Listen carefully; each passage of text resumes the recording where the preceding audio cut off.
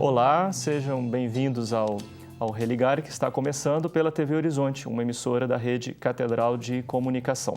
Hoje o nosso programa vai abordar o tema sofrimento psíquico e para esclarecer, conversar sobre esse assunto, nós trouxemos aqui a psicanalista Jaqueline Moreira. Ela é coordenadora do mestrado em Psicologia da PUC Minas. Tudo bem, Jaqueline? Tudo bem, Flávio. Há quanto tempo a gente vem conversando, né? Vamos marcar um dia, vamos conversar sobre esse tema, enfim. Enfim, chegou o dia. Chegou o dia. Que bom, fico feliz por você ter vindo. Jaqueline, sobre esse tema, né? Então, esse tema não está só na academia. Na rua, todo mundo, nas conversas. Como é que você vai? Tudo bem? Estou deprimido, estou muito cansado. Enfim, essas expressões todas. Como que você tem pensado essa temática do sofrimento psíquico nos dias atuais? É muito interessante isso mesmo, né, Flávio? Porque primeiro tem uma questão das indústrias de medicamento, né? Que acabam difundindo os nomes e as pessoas se sentem deprimidas, com pânico. E as pessoas tão deprimidas e com pânico, né? Não é só um sentimento. E estressadas? Estressadas. A gente vive numa sociedade em que há uma aceleração do tempo, do ritmo das coisas, né? Uma sociedade que exige muito da gente e isso acaba tendo impactos no aparelho psíquico, né? A pessoa acaba sofrendo muito. É interessante, né? Eu costumo falar isso, as mulheres grávidas nos anos 60, elas tinham enjoo, tonteira, desmaio. Hoje elas não podem ter, porque elas estão no mercado de trabalho, elas não podem ter enjoo, tonteira, elas têm que trabalhar. Então elas têm o quê? Placenta baixa, sangramento e filhos prematuros.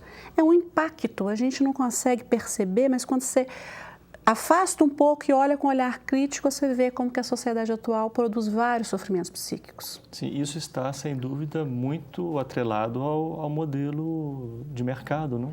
Exatamente, ao modelo de mercado. O Bauman, um autor, né, que criou um conceito de sociedade líquida e amores líquidos, ele tem uma ideia muito interessante, que a sociedade de consumo, como você tem que consumir muito, não pode ter rigidez em nada. As coisas têm que ficar todas fluídas. Nesse sentido, então você não tem uma referência, né? Você não tem uma referência, uma tradição para te referenciar. E isso, então, o mercado de consumo acaba produzindo muito sofrimento. E tem um sofrimento também daquele desejo de ter produtos que você não pode ter.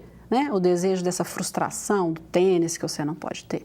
Essa situação de falta, Jaqueline, ela não tem consumido o indivíduo no nosso tempo? Tem consumido o indivíduo no nosso tempo.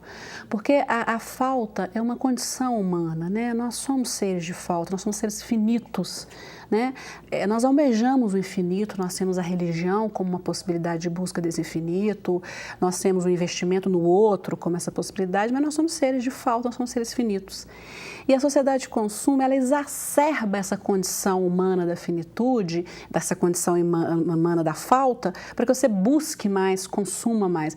Ao mesmo tempo que você cria tecnologias para que o homem viva mais tempo, né? Que você reduza os sofrimentos físicos, porque é contraditório. Ao mesmo tempo que ela mostra que você é um ser de falta, porque você não tem um tênis, uma calça X, um óculos Y, por outro lado, ela quer tamponar todas as faltas com a tecnociência, né? É uma sociedade ambígua nesse sentido, que gera muito sofrimento. Você comentou sobre a tradição.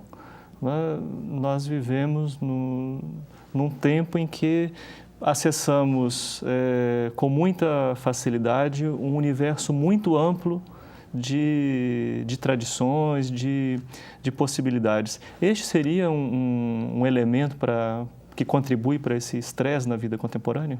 Com certeza. O mundo pré-moderno é um mundo marcado por tradições, né? E a tradição, ela oferece um elo que une as pessoas e oferece uma identidade clara, porque ela tem uma memória daquela cultura e essa memória oferece padrões morais, oferece história. O mundo moderno, com o ideal da razão, você vai ter uma quebra desses modelos tradicionais. Não é que você vai abrir mão deles, mas você vai ter uma quebra desses modelos tradicionais. E no modelo tradicional, há uma aposta muito grande no passado. Você busca no mais velho a sabedoria, você acredita na experiência do mais velho. No mundo moderno, você está querendo acreditar no futuro, no que a razão vai te trazer, no que a técnica vai te trazer. E hoje, na atualidade, nós estamos numa situação que as pessoas não acreditam nem no futuro e nem no passado. Elas não têm uma âncora com o tempo, elas ficam perdidas no imediatismo do aqui e agora. Então, elas não têm uma tradição que solidifique e perde essa noção de vinculação com o tempo. Isso gera depressões, síndrome do pânico, no mínimo. O sujeito com pânico é aquele sujeito que perde um pouco a história, a possibilidade de historicizar a sua própria vida. E ele, num dado momento, ele se encontra numa situação em que ele é tomado por uma angústia, que ele sente até que ele está tendo um infarto, na verdade. Mas isso tem muito a ver com essa falta de vinculação, de laço. E na questão havia também uma sinalização para a temática do pluralismo, ou da radicalização do pluralismo na cultura contemporânea. Como é que você vê essa temática?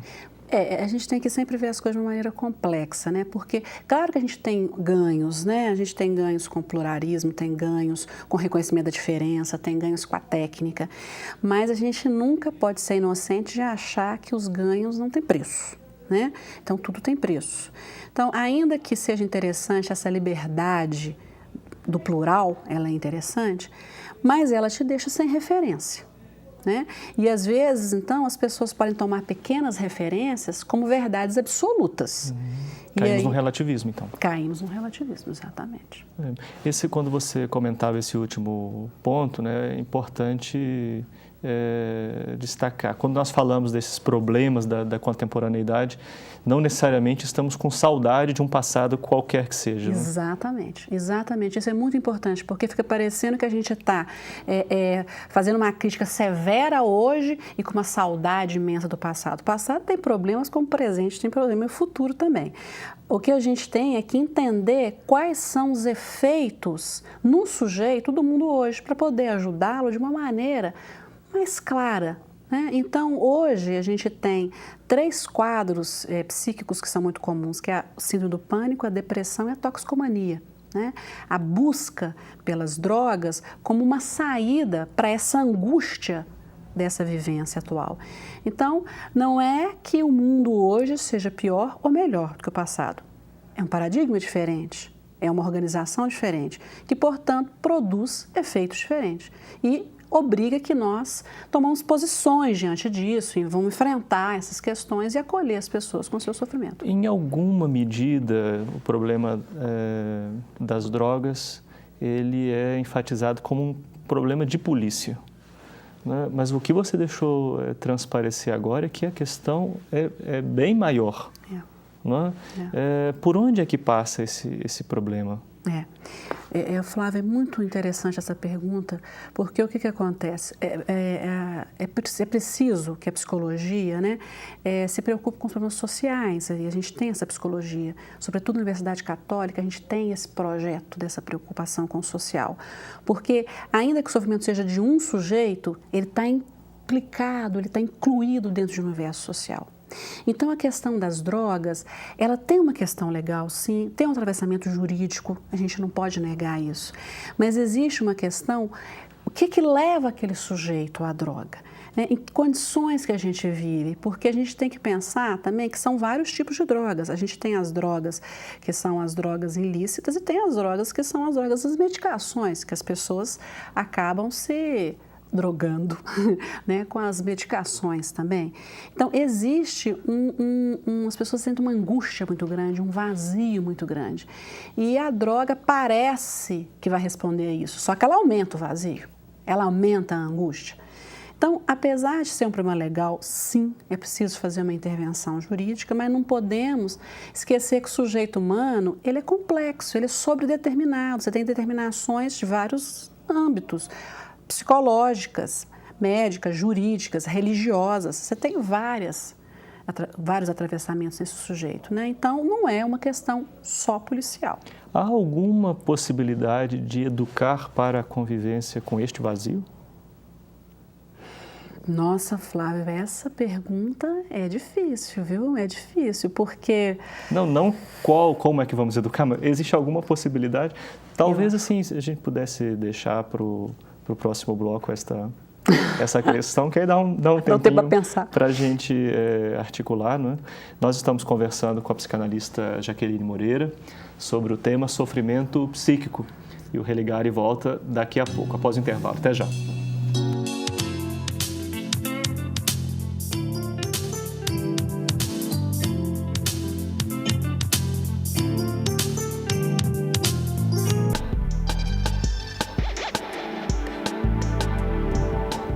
De volta com o Religare, hoje nós recebemos a psicanalista Jaqueline Moreira, ela é coordenadora do mestrado em psicologia da PUC Minas.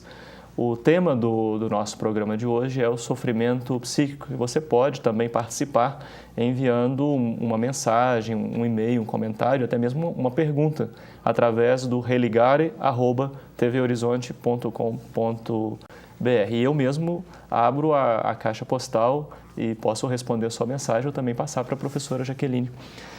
Você pode responder os e-mails também, Jaqueline? Com certeza, que vai ser ótimo. um prazer. Jaqueline, nós deixamos uma questão polêmica no final do primeiro bloco. Tem muita gente aí de plantão, né, com a resposta na ponta da língua. Né, fundamentalismos políticos, moralismos de todo tipo, movimentos conservadores em distintas religiões. Né, a questão era, né, existe alguma possibilidade de educar para a convivência com esse vazio, com a falta, né? Flávio, isso que você falou é verdade, né? A gente tem pessoas com respostas prontas, né? As respostas prontas a gente tem que desconfiar delas, né? Porque é preciso construir mais, né? Elaborar mais. Eu acho que uma primeira diretriz é o respeito à alteridade. Acho que a primeira diretriz para a gente dar conta do vazio é dar conta do outro. Né, é dar conta do outro dentro da gente e do outro próximo, né? Esse respeito ético, eu acho que isso promove um respeito e um reconhecimento do vazio, né? Porque uma das questões dessa nossa cultura, que foi denominada como cultura do narcisismo, é esse desejo desenfreado de tudo, né? Que é uma questão narcísica. E o narcisismo é exatamente a contramão do respeito à alteridade. Então, eu acho que quando a gente se abre para o outro e reconhece o outro na diferença, eu acho que é uma possibilidade da gente reconhecer a falta dentro da gente e apostar, porque você precisa do outro. Né? Não sei, seria um pensamento assim, né? Eu acho que respostas prontas, elas são complexas. Faz parte, sem dúvida, dessa cultura do narcisismo, o culto ao corpo, mas não como os gregos, talvez, né? Trabalhavam o corpo, mas, e sobretudo, um certo modelo, não é, estético. Por onde é que nós caminhamos nesse problema? Isso é um problema sério, porque é um outro quadro importante, são os transtornos alimentares. Né? As pessoas entram em quadro de anorexia nervosa para responder a um ideal de um corpo perfeito, né? Que num certo sentido, é veiculado, sim, né? As pessoas têm essa aprovação, mas a pessoa leva aquilo a uma dimensão da doença, né? E além desses quadros de transtornos alimentares, nós temos as respostas técnicas fáceis, as cirurgias plásticas. Eu não sou contra a cirurgia plástica, acho que a pessoa deve fazer, vai melhorar a autoestima, a pessoa vai se sentir bem. Ou pode ser uma questão de saúde? Pode ser uma questão de saúde, você tem uma questão que pode ser uma saúde orgânica ou uma saúde psíquica. Agora, tem casos, né? Tem uma mulher nos Estados Unidos que ela fez várias cirurgias para ter o corpo da Barbie. A Barbie é uma boneca, né? Então, ela tirou costelas para ter uma cintura alongada como a Barbie. Então, chega num nível, né? E aí você tem respostas fáceis, como, por exemplo, a cirurgia de redução de estômago. Ótimo avanço da ciência, a cirurgia de redução de estômago. Mas as pessoas que vão fazer acham que aquilo vai resolver o problema dela com a obesidade. A cirurgia vai dar o primeiro passo. É ela que tem que enfrentar a relação dela com o alimento, a relação dela com o próprio corpo. Com atividade física. Com atividade física. Então, essa nossa sociedade narcísica, ela produz mesmo um efeito no corpo, né? Tem um livro de um autor francês, Le Breton, que chama Adeus ao Corpo. Eu acho legal que é adeus estial mesmo ao corpo, né? Porque o corpo vai perdendo até uma dimensão de corporeidade, porque vai virando uma imagem tão idealizada, que vai perdendo essa dimensão. Estamos revivendo não sei se seria correto, Jaqueline, essa corporeidade espiritualizada do medievo, do ponto de vista lá mais do popular, não estou dizendo do ponto de vista acadêmico. Não, claro, mas o que você fala é interessante, Flávio, porque a gente tem casos de anorexia, né, anorexia nervosa na Idade Média. Né? Você tem casos documentados de mulheres que deixavam de se alimentar porque elas queriam purificar o espírito para ter um encontro com o divino. Uhum. Mas o que leva a ela à anorexia é muito diferente do que leva hoje. Né? Então, hoje não tem uma dimensão transcendente, né? Não tem essa dimensão, é uma dimensão da própria beleza como uma possibilidade de tamponar os buracos, né? Quando a pessoa vai ser linda, ela não vai ter falta, todo mundo vai olhar para ela e outras questões não aparecem. Então, é possível fazer um diálogo entre esses dois universos, assim, sim. Para mim, fica a pergunta, faz diferença ser a motivação religiosa ou uma motivação secularizada, do ponto de vista psíquico? Não. É isso que é interessante. Quando a gente estuda transtorno alimentar, você pensa em 3 elementos, né? O ideal, o corpo e o alimento. Esses 3 elementos, como é que eles articulam? Então, você tem ele também na Idade Média. O ideal, o corpo e o alimento. Né? Só que é o ideal que modifica. Mas são quadros de anorexia nervosa do mesmo jeito. Aqui a referência ao período medieval está totalmente isento de preconceito, né? Apenas a referência ao momento em que o religioso exercia maior influência no imaginário. Né? Claro. E o tema do consumismo vai nessa mesma direção? Mesma direção. Vamos entulhando esse vazio para ver se ele passa? Quanto mais você compra, maior fica o vazio. Né? E o consumismo não é o consumismo só de objetos. É o consumismo de tudo, né? Então, as pessoas, a gente entra nas livrarias, é muito interessante. Você tem livro de autoajuda, livro espiritual, livro de filosofia, as pessoas consomem. Podiam consumir até mais livro, podiam ler mais, seria bom. Mas, assim, existe uma oferta, né? Então, o consumismo, ele não é só de objetos, ele é também de ideias, né? E as pessoas consomem ideias como trocam de roupa também. Então, é um consumismo muito grande, né? A ideia do shopping como catedral, que é uma ideia já muito badalada, né? Então, lá você vai resolver todos os seus problemas, né? E na verdade, o que a sociedade de consumo precisa? De sempre consumidores. Então, nunca vai estar satisfeito. Então, sempre vai produzir mais desejos, mais frustrações e mais frustrações. Né? Então, o consumismo, ele está totalmente no meio desse universo da sociedade de consumo, da depressão, do pânico, dos transtornos alimentares. Né? Ele é, vamos dizer assim, a água que molha, né, e permeia todos esses universos. Jaqueline, o tempo atual é um tempo de pessimismo? Tempo de Ou somos nós pessimistas? Flávio, é difícil se o tempo atual é um tempo de pessimismo. Eu não sou pessimista. Né? Quando eu decido dar uma disciplina como sofrimento psíquico pós-modernidade, vou estudar as crianças prematuras, as pessoas com depressão, não é porque eu sou pessimista, pelo contrário, porque eu quero entender melhor, porque eu quero ver o que eu posso oferecer. Na verdade, eu aposto no homem, eu acho que a capacidade do homem de se organizar é muito grande. Agora, não vamos pôr panos quentes, não é. Não é fácil. Não é fácil, exatamente, sim. Não é fácil. E às vezes isso fica um pouco confuso, né? O fato de não ser fácil, né, leva a uma percepção de que a situação é de pessimismo. Exatamente. Aí as pessoas ficam até numa posição até trágica, não tem saída, né? Assim, não tem saída. Não, é difícil. Mas se você enfrenta, propõe, faz projetos e tem essa consciência uma consciência sartriana, né? Que aquilo que você faz, você tem um efeito social. Se você não joga um lixo na rua, a rua vai ficar mais limpa porque você não julgou, né? Então, eu acho que essa consciência de que o pequeno ato pode produzir grandes efeitos. Aliás, o grande efeito só é feito de pequenos atos, né? Então, apesar de ser difícil, é preciso apostar. E a aposta é isso, ela é uma doação do coração. Você tem que apostar e investir. E essa ética mínima seria um caminho?